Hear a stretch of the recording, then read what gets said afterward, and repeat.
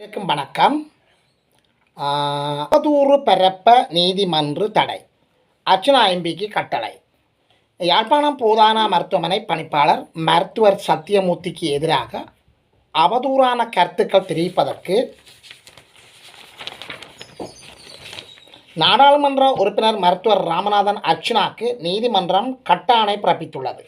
நாடாளுமன்ற உறுப்பினர் மருத்துவர் அர்ச்சனா ராமநாதனிடம் 100 மில்லியன் ரூபாய் நஷ்ட ஈடு கோரி யாழ்ப்பாண போதானா மருத்துவமனையின் பணிப்பாளர் மருத்துவர் சத்தியமூர்த்தி யாழ் மாவட்ட நீதிமன்றில் வழக்கு தொடர்ந்துள்ளார். இந்த வழக்கு நேற்று புதன்கிழமை விசாரணைக்கு எடுத்துக் கொள்ளப்பட்டது. இதன்போது யாழ்ப்பாணம் போதானா மருத்துவமனையின் பணிப்பாளர் மருத்துவர் சத்தியமூர்த்திக்கு எதிராகவும் அவருடைய மாண்பை சீர்குலைக்கும் வகையிலும் ராமநாதன் அர்ச்சனா தொடர்ந்து செயற்பட்டு வருகின்றார் என்றும் தன்னுடைய ஃபேஸ்புக்கில் வெளியிடும் வீடியோக்கள் ஊடாக அவதூறு தெரிவிக்கிறார் என்றும் நீதிமன்றத்தின் கவனத்துக்கு கொண்டு வந்துள்ளார்.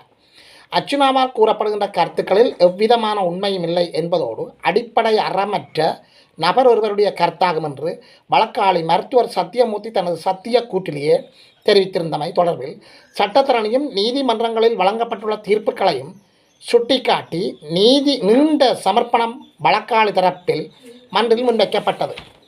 மேலும் வழக்காளி தனது சத்திய கூட்டில் தனது நோக்கம் எதிராளியான ராமநாதன் அர்ச்சனா நாடாளுமன்ற உறுப்பினர் மற்றும் இலங்கையின் குடிமகன் என்ற வகையிலோ அல்லது பொது நிறுவனங்களை பொறுப்பு கூற வைக்க வேண்டும் என்ற நியாயமாக செயற்படுத்தும் இடத்தோ அவற்றுக்கு குந்தகம் விளைப்பதல்ல, ஆனால் பொய்யான வகையிலும் அவதூறான வகையிலும் அவரால் முன்வைக்கப்படும் கருத்துக்கள் தொடர்பில் கட்டளையாக்கப்பட வேண்டும் என கோரப்பட்டிருந்தது.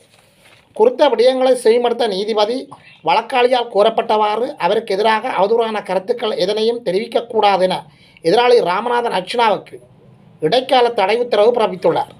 இது ஒரு முகமாக வழக்காளி தரப்பை மட்டுமே கேட்டு வழங்கப்படும் கட்டாணை என்பதால் இது தொடர்பான அறிவித்தல் எதிராளிக்கு வழங்கப்பட உள்ளது. கட்டாணை எதிர்வரும் 30ஆம் தேதி வரை வலிதாக இருக்கும். அன்றைய தினம் அதனை நீடிப்பதா இல்லையா என்பது தொடர்பிலான தீர்மானத்தை நீதிபதி எடுப்பார். பயங்கரவாத தடை சட்டம் தற்போது 30 பேர் சிறை. சட்டமா அதிபர் திணைக்களத்தின் தரவுகளின்படி கடந்த ஏப்ரல் மாதம் வரையான காலப்பகுதியில் விடுதலை புலிகள் இயக்கத்துடன் தொடர்புடைய குற்றங்களுக்காக 6 பேரும், உயிர்த்த ஞாயிறு தாக்குதலுடன் தொடர்புடைய குற்றங்களுக்காக 24 பேரும் பயங்கரவாத தடை சட்டத்தின் கீழ் விளக்கமறியலில் வைக்கப்பட்டுள்ளனர் என்று தெரிவிக்கப்படுகின்றது. தகவல் அறியும் உரிமை சட்டத்தின் ஊடாக கேட்டு பெற்ற தகவல்களின் அடிப்படையிலே இந்த விடயம் தெரிவிக்கப்பட்டுள்ளது. விடுதலை புலிகளுடன் தொடர்புடைய குற்றச்சாட்டில் விளக்கமறியலில் வைக்கப்பட்டுள்ளவர்களை விட 34 பேர் வழக்கு தொடராமல் பிணையில் விடுவிக்கப்பட்டுள்ளனர். அதேவேளை வழக்கு தொடரப்பட்டு பிணையில் விடுவிக்கப்பட்டோரின் எண்ணிக்கை 49 ஆகவும் 2024-2023 ஆண்டுக்கு இடைப்பட்ட காலப்பகுதியில் முழுமையாக விடுவிக்கப்பட்டோரின் எண்ணிக்கை 81 ஆகவும் காணப்படுகின்றது. அதேபோல உயிர்த்த ஞாயிறு தின பயங்கரவாத தாக்குதல் தொடர்புகளுடன் குற்றங்களுக்காக தடுத்து வைக்கப்பட்டுள்ளவர்களை விட 34 பேர் வழக்கு தொடராமல் பிணையில் விடுவிக்கப்பட்டுள்ளனர். அத்தோடு 54 பேர் வழக்கு தொடரப்பட்டு பிணையில் விடுவிக்கப்பட்டுள்ளனர். 2019-2023 வரையான காலப்பகுதியில் 365 பேர் முழுமையாக விடுவிக்கப்பட்டுள்ளனர். யாழ்ப்பாணத்தில் இதுவரை எலிக்காய்ச்சலால் 110 பேர் பாதிப்பு.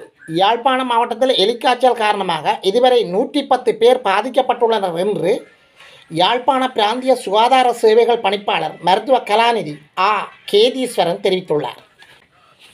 அவர் மேலும் தெரிவித்ததாவது, யாழ்ப்பாணத்தில் இதுவரை 110 பேர் எலிக்காய்ச்சல் காரணமாக பாதிக்கப்பட்டுள்ளனர். தற்போது வரை பருத்தித்துறை ஆதார மருத்துவமனையில் 28 பேரும், யாழ்ப்பாண போதானா மருத்துவமனையில் 8 பேரும் சிகிச்சை பெற்று வருகின்றனர். கடந்த 24 மணித்தியாலத்தில் நேற்று முன்தினம் தொடக்கம் நேற்று வரை பருத்தித்துறை ஆதார மருத்துவமனையில் 6 நோயாளிகளும், யாழ் போதானா மருத்துவமனையில் 5 நோயாளிகளும் எலிக்காய்ச்சலுடன் சிகிச்சைக்காக சேர்க்கப்பட்டுள்ளனர். கடந்த 24 மணி நேரத்தில் இந்நோய் காரணமாக எந்த ஒரு இறப்பும் ஏற்படவில்லை. எலிக்காய்ச்சலுக்கு எதிரான தடுப்பு மருந்து வழங்கும் பணிகள் தொடர்ந்து இடம்பெற்று வருகின்றன. நேற்று வரை ஏறத்தாழ 7200 பேருக்கு தடுப்பு மருந்துகள் வழங்கப்பட்டுள்ளன. அத்துடன் கால்நடைகளில் எலிக்காய்ச்சல் தொற்று உள்ளதா என்பது தொடர்பாக அறிவதற்கான பரிசோதனை மேற்கொள்ளப்பட்டு வருகின்றது. ஆளுநருக்கு எதிராக வழக்கு. ஜெகுவின் வழக்கை ஏற்றது நீதிமன்றம். தம்மை வடமாகாண விவசாயம் கமநல சேவைகளும் கால்நடை அபிவிருத்தி மீன்பிடி நீர்வளங்கள் மற்றும் சுற்றாடல் அமைச்சின் செயலாளர் பதவியிலிருந்து மாகாண ஆளுநர் நீக்கியமை வெற்றும் வெறிதாக்குமாறு கோரி மரியதாசன் ஜெகு வடமாகாண மேல் நீதிமன்றின் யாழ்ப்பாணம் அமர்வில் உறுதிகோள் எழுத்தாணை மனு தாக்கல் செய்துள்ளார். மேற்படி மனு ஆதரிக்கப்பட்டு எதிர் மனுதாரரான வடமாகாண ஆளுநர், வடமாகாண ஆளுநரின் செயலாளர் மற்றும் பிரதம செயலாளர் ஆகியோருக்கு அறிவித்தல் சேர்ப்பிக்க கட்டளையிட்ட வடமாகாண மேல் நீதிமன்றின் யாழ்ப்பாண அமர்வு நீதிபதி சூசைதாசன் வழக்கை ஆட்சேபனைக்காக வரும் ஜனவரி 20 வரை தவணையிட்டுள்ளார். மன்னார் நீர்ப்பாசன திணைக்களத்தில் கடமையாற்றி வந்த பராமரிப்பு தொழிலாளிக்கும் எந்திரிக்கும் இடையில் ஏற்பட்ட கைகலப்பை தொடர்ந்து மூவர் கொண்ட ஆரம்ப விசாரணை நடத்தப்பட்டு விசாரணை அறிக்கையின் பரிந்துரையின் பிரகாரம் இருவரை தற்காலிகமாக இடமாற்றம் செய்வதற்கு உத்தரவிடப்பட்டது. அந்த அறிக்கை மனுதாரருக்கு பாரப்படுத்தப்பட்டது. ஆனால் இந்த இடமாற்றத்துக்கு எதிரான மன்னார் மேல் நீதிமன்றில் வழக்கு தாக்கல் செய்யப்பட்ட நிலையில் இடமாற்றம் தொடர்பான எவ்வித நடவடிக்கையும் எடுக்கக்கூடாது என்று மன்னார் மேல் நீதிமன்றத்தால் இடைக்கால கட்டளை பிறப்பிக்கப்பட்டிருந்தது. இவ்வாறு இருக்கையில் கடந்த வருடம் நவம்பர் மாதம் 22 ஆளுநரின் செயலாளர் குறித்த இடமாற்றத்தை ரத்து செய்து மன்னார் அலுவலகத்துக்கு அந்த இடமாற்றத்தை செயற்படுத்துமாறு மனுதாரருக்கு பணித்துள்ளார். இதையடுத்து மனுதாரர் ஆளுநரை அவரது அலுவலகத்தில் சந்தித்து நீதிமன்ற வழக்கு தொடர்பில் சுட்டிக்காட்டியிருந்தார். இதன்போது ஆளுநர் தனது செயலாளரின் பணிப்பின் பெயரில் செயற்படுத்துமாறும் இல்லாவிடில் மனுதாரரை பதவியிலிருந்து நீக்கப்படுவீர்கள் என்றும் எச்சரித்துள்ளார். இதைத் தொடர்ந்து இந்த பதவி நீக்கம் இடம்பெற்றிருந்தது. இந்த நிலையில் முன்னாள் வடமாகாண செயலாளர் விவசாயமும் கமநல சேவைகளும் கால்நடை அபிவிருத்தி மீன்பிடி நீர் வளங்கள் மற்றும் சுற்றாடல் அமைச்சின் செயலாளர் மரியதாசன் ஜெகு உறுதிகள் எழுத்தாணை மனுவை வடமாகாண மேல் நீதிமன்றில் யாழ்ப்பாணம் அமர்வில் தாக்கல் செய்துள்ளார். தனது சிரேஷ்ட சட்டத்தரணி கலாநிதி குமாரவடிவேல் குருபரன் வழிப்படுத்தலில் சட்டத்தரணி பெனாசி பிரதீபன் இந்த உறுதிகோள் எழுத்தாணையை மனுவை மனுதாரர் சார்பில் தாக்கல் செய்துள்ளார்.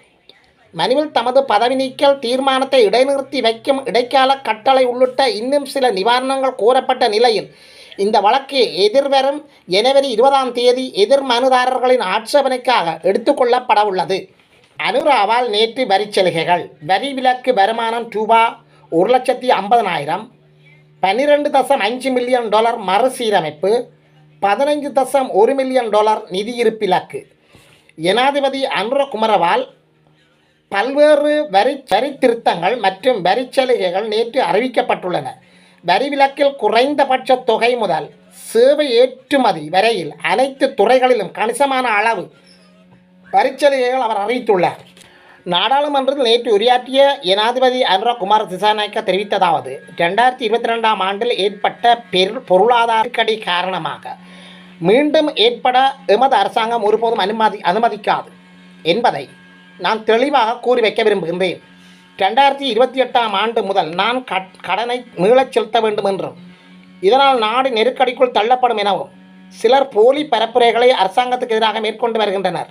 2028 ஆண்டிலும் நாம் தான் ஆட்சியில் இருப்போம் என்று அவர்களுக்கு நினைவூட்ட விரும்புகின்றேன். $12.5 மில்லியன் பெறுமதியான சர்வதேச கடன் மறுசீரமைக்கப்பட்டுள்ளது. இதில் $11.5 மில்லியன் 2015 தொடக்கம் 2019 ஆண்டுகளுக்கு இடைப்பட்ட காலத்தில் பெறப்பட்ட கடனாகவும், எனவே இப்போது ஆலோசனைகள் கூறுபவர்கள் ஏன் அப்போதைய அரசாங்கத்துக்கு கூறவில்லை என்றும் கேட்க விரும்புகின்றேன். 2028 ஆண்டளவில் நாட்டின் அந்நிய செலாவணி கையிருப்பை 15.1 பில்லியன் அமெரிக்க டாலராக உயர்த்துவது அரசாங்கத்தின் நோக்கமாகும். உழைக்கும் போது செலுத்தும் வரி விலக்கு வரம்பை $1,00,000 $1,50,000 வரை அதிகரிப்பதற்கு சர்வதேச நாணய நிதியத்துடன் இணக்கம் காணப்பட்டுள்ளது. இலங்கைக்கான விரிவாக்கப்பட்ட நிதி வசதியின் 3வது மீளாய்வு தொடர்பாக சர்வதேச நாணய நிதியத்துடனான கலந்துரையாடலை தொடர்ந்தும் வருமான வரி வரம்பை அதிகரிப்பதற்கு இணக்கம் காணப்பட்டுள்ளது. புதிய வரி திருத்தங்களின் பிரகாரம் தனிநபர் வருமானமாக $5,00,000 முதல் $1 மில்லியன் பெறுவர். வரியின் முதல் கட்டத்தில் உள்ளடக்கப்படுவது அவர் 6% வரி விதிப்புக்குட்படுவர். கடந்த காலத்தில் குறைவான வருமானம் பெறுவர்களுக்கு அதிகமான வரியும் அதிக வருமானம் பெறுபவர்களுக்கு குறைவான வரியும் காணப்பட்டது. தற்போது குறைவான வரி பெறுவோருக்கு குறைவான வரியும் அதிக வருமானம் பெறுவோருக்கு அதிக வரியும் அறவிடப்படும் முறை உருவாகியுள்ளது. சேவை ஏற்றுமதிக்கான வரியை 30% 15% குறைக்க நடவடிக்கையும் எடுக்கப்பட்டுள்ளது என்றார் அவர். திரைமறைவு ஒப்பந்தம் இந்தியாவுடன் இல்லை, வெளிவிவகார அமைச்சர் தெரிவிப்பு. இலங்கைக்கு பாதகத்தை ஏற்படுத்தும் வகையில் இந்தியாவுடனான எந்தொரு ஒப்பந்தமும் கைச்சாந்திடப்படவில்லை என்று வெளிவிவகார அமைச்சர் விஜிதகூர தெரிவித்துள்ளார். நாடாளுமன்றத்தின் நேற்றைய அமர்வின் போது ஜனாதிபதி அனுரகுமார திசாநாயக்காவின் இந்திய பயணத்தில் இலங்கைக்கு பாதிப்பு ஏற்படுத்தக்கூடிய வகையிலான ஒப்பந்தங்கள் கைச்சாந்திடப்பட்டுள்ளனவா என்று நாடாளுமன்ற உறுப்பினர் நளின் பண்டார கேள்வி எழுப்பினார். இதற்கு பதில் வழங்கும் போதே அவ்வாறு எந்தவிதமான ஒரு பாதகமான ஒப்பந்தங்களும் கைச்சாந்திடப்படவில்லை என்று அமைச்சர் விஜிதகூர தெரிவித்துள்ளார். இதனையடுத்து எமது நாட்டு சக்தியை இந்தியாவுடன் இணைப்பது, இந்தியா ரூபாவின் பயன்பாட்டை அனுமதிப்பது உள்ளிட்ட விடயங்களுக்கு ரணிலுக்கு ஆணை வழங்கியது யார் என இதற்கு முன்னர் அனுரகுமார திசாநாயக்கா கேள்வி எழுப்பியிருந்தார். எனவே ரணிலின் நிகழ்ச்சி நிரலை இந்தியாவுடன் செயற்படுத்துவதற்கு தற்போதைய அரசுக்கு ஆணை வழங்கப்பட்டுள்ளதா என்று நளின் பண்டாரா எம்பி வினவியுள்ளனர். இதற்கு பதிலளித்த வெளிவிவகார அமைச்சர் விஜிதகூர அனுரகுமார திசாநாயக்கு மக்கள் ஆணை கிடைத்துள்ளது, ரணிலுக்கு ஆணை கிடைக்கவில்லை. இலங்கையில் நாம் சக்தியை உற்பத்தி செய்வோம், மேலதிகமாக இருப்பவற்றை பொருளாதார ஒத்துழைப்புடன் அடிப்படையில் பிம்ஸ்டாக் வலய நாடுகளுடன் ஏற்றுமதி செய்வோம். இது நாட்டுக்கு நன்மை பயக்கக்கூடிய விடயம், வருமானமும் கிட்டும் என்று தெரிவித்துள்ளார். புகலிட கோரிக்கைக்காக போலி கடிதம் தயாரிப்பு. முல்லைத்தீவில் 2 கைது. வெளிநாட்டில் புகலிட கோரிக்கையை பெறுவதற்காக குற்ற புலனாய்வு பிரிவினரின் கடிதம் போன்று போலியான கடிதத்தை தயாரித்த முல்லைத்தீவைச் சேர்ந்த 2 கைது செய்யப்பட்டுள்ளனர். பிரிட்டனில் இருக்கும் நபர்களுக்காகவே அவர்கள் இந்த கடிதத்தை தயாரித்துள்ளனர் என்று குற்றப்புலனாய்வு திணைக்களத்தால் விசாரணைக்கு அழைக்கப்படுவது போன்று இந்த கடிதம் தயாரிக்கப்பட்டுள்ளது என்று போலீசார் தமது முதற்கட்ட விசாரணைகளின் அடிப்படையில் தெரிவித்துள்ளனர்.